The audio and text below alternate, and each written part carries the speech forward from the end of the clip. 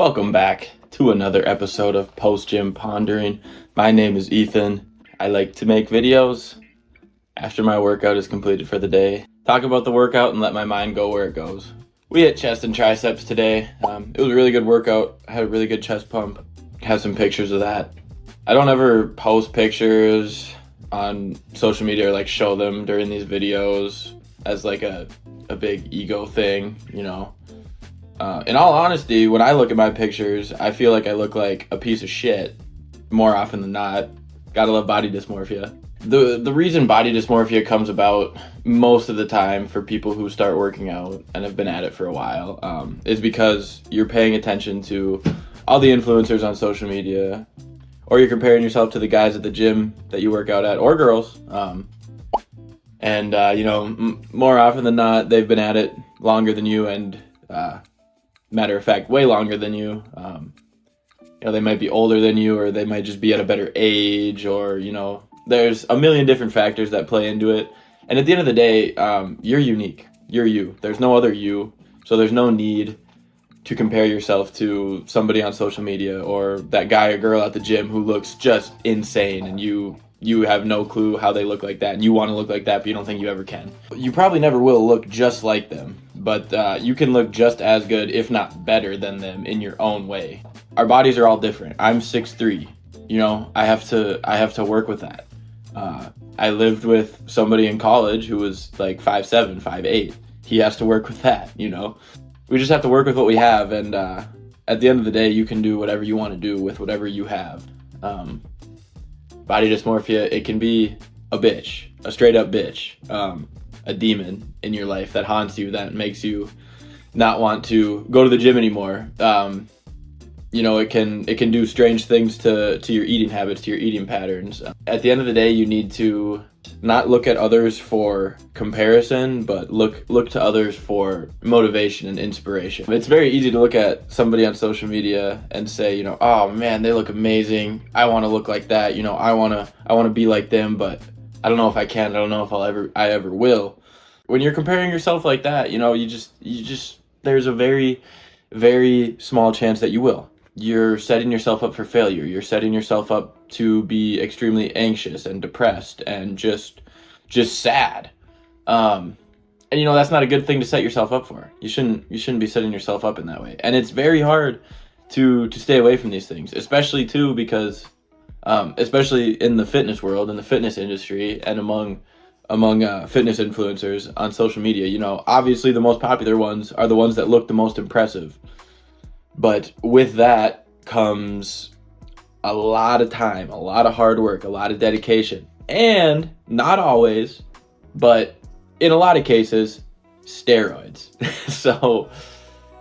And even a lot of the older dudes, not like old, but I'm sure there's at least like one dude at the gym you work out at who's like, upper 30s, maybe younger 40s, mid 40s, whatever, or maybe even in 50s, because honestly, I've seen some dudes in their 50s and 60s who look incredible, in much better shape than any teenager or young adult I've ever seen, or the vast majority, I should say.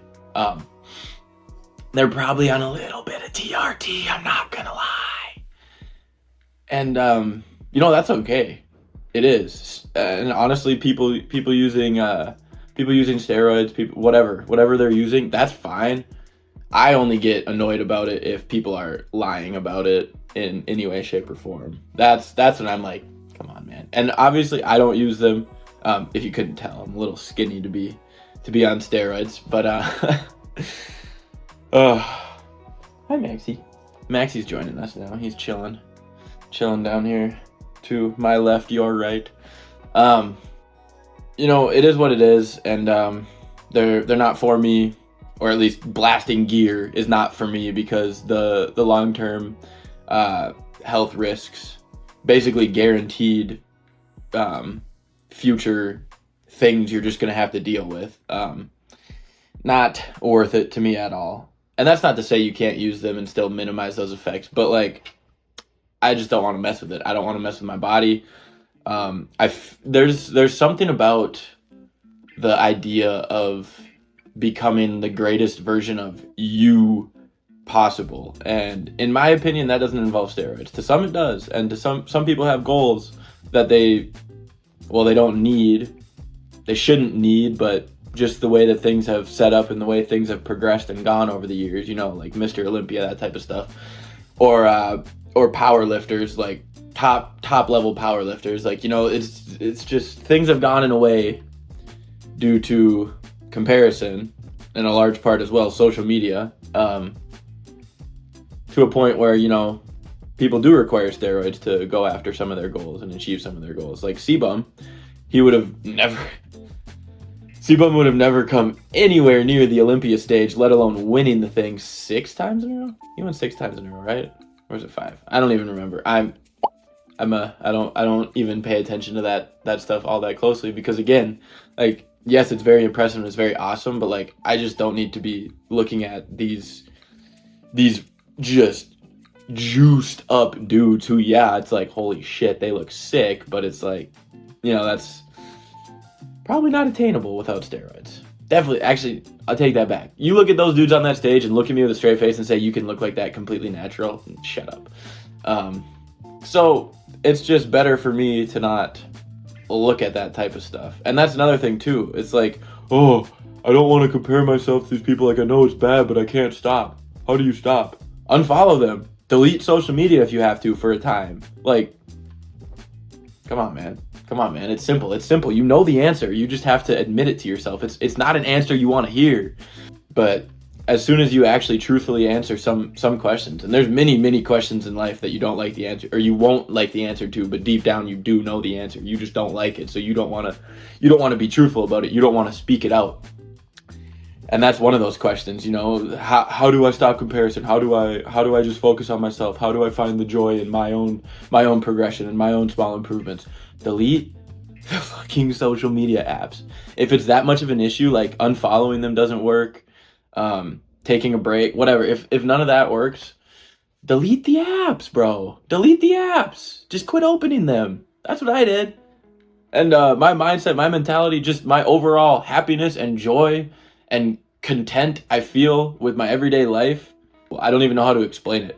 Like, the only way for you to truly understand, I think, is for you to do the same. And it's been like half a year for me. And yeah, I go on a little bit here and there, but like, the extent of my scrolling is like 10 to 15 minutes. And I probably rack up screen time total per week, which I can try and go in and find some stats on this, but I rack up some screen time. I listen to YouTube videos. I listen to podcasts. My phone is set down and on the table or whatever as I'm cooking, as I'm meal prepping, as I'm cleaning, as I'm walking the dog, whatever. You understand? Like, I'm not just sitting and staring at the screen anymore. Very rarely. And you know, and again, like, it's okay to chill for a second. It's okay, but like the doom scrolling, the constant just shoving content down your throat and stuffing it into your brain, into your mental space, where it's like, you know, all these people that are living better lives than you, look better than you, healthier than you, more money than you, blah, blah, blah, XYZ, you name it.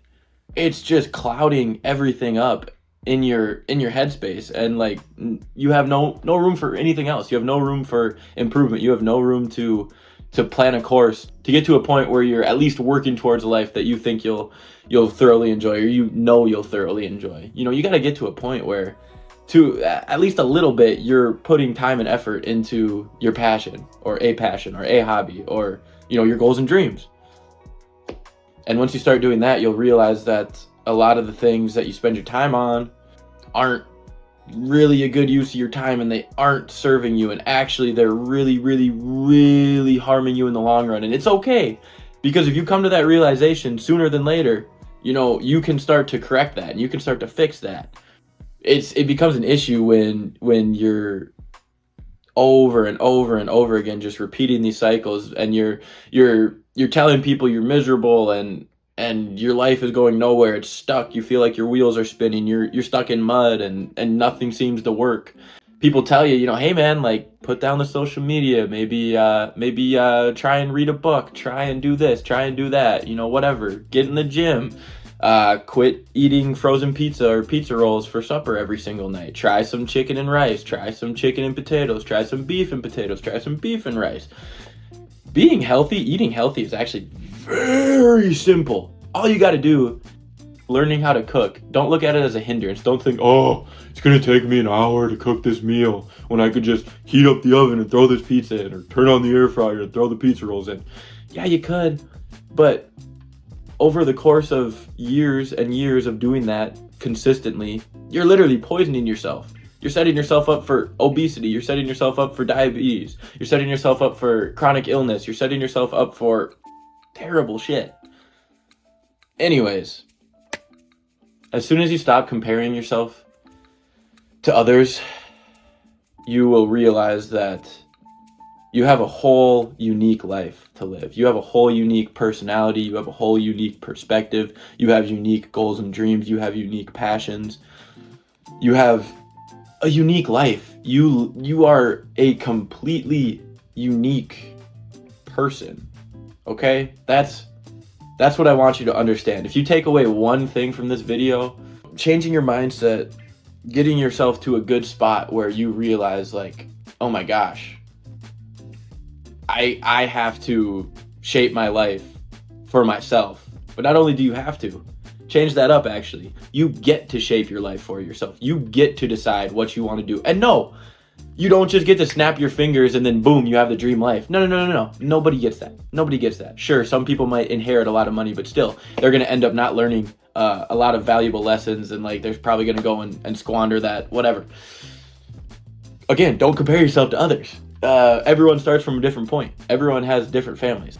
The one takeaway you need from this video is that you are completely unique. You are living a completely unique life. Nobody has the capability to do what it is that you're doing and what it is that you want to do with your life. Nobody. You know, you have a unique life. I have a unique life. And I realized that. I knew that, but I just didn't have, again, I didn't have the mental space to come to some realizations and to get over some fears and doubts about, you know, doing something different, trying something different, trying to be different. You know, eventually I came around, and now I'm here, and now I'm trying to communicate that to other people. It's just my whole life. It was, you know, graduate high school, get good grades, get accepted to a good college, get good grades there, graduate on time, you know, get your starting job out of college, work your way. And it's just like the whole time I was listening to this in my head, I'm like, is that really it? Is that really it? And nobody really offered an outside perspective. Other than, you know, I would see people blowing up on social media all the time and like, oh my gosh, look at them do it. But I could never do that because nobody close to me ever really allowed that to even be a thought. So I kind of came to that realization myself, like, oh, you know, actually, you can do whatever you want. It just takes hard work. And that's another part of it too, is a lot of my life I shied away from hard work. I shied away from doing the hard things. I shied away from discomfort. I shied away from new experiences just because, you know, being comfortable is cool. Being comfortable is nice. But as I started making my way through college, and as I started getting older and becoming more of an adult, you know, just strictly by age, luckily, you know, my brain did start maturing and my frontal lobe must be developing or something, because I made a whole lot of realizations for myself in my life to just, you know, to begin living a better life. And it kind of started with, you know, you're unique. You have your own goals and dreams. You have your own mission in life. And you can't be afraid to speak about it. You can't be afraid to take action towards it. You can't be afraid to fail either, because in failure we learn. And that is the most important thing. That is probably the most important lesson I have learned in the past 6 months, which I knew it. I did know that. I was well aware of the fact that, you know, in failure we learn, but I was just so damn paranoid and scared of failing for whatever freaking reason for so long. But I'm not anymore. I fall forward, I fail forward, and I dissect my failures now, and I try and understand what I'm supposed to learn from them. Try and take that learning experience and I try to apply it to the next attempt, and I just keep on going and going and going, and things get, over time, it's like progress can be slow, but the more you realize, the more effort, the more time, the more consistent you can be, the quicker you're going to improve at things, the quicker things are going to start to make sense, the quicker you're going to be able to, strive far past what you ever thought you were capable of in whatever it is that you're pursuing. I'm going to leave it there. I really hope this message reached some people. I really hope it made its way into your heart and into your soul. Thank you for watching once again. I appreciate it, and we'll see you in the next one.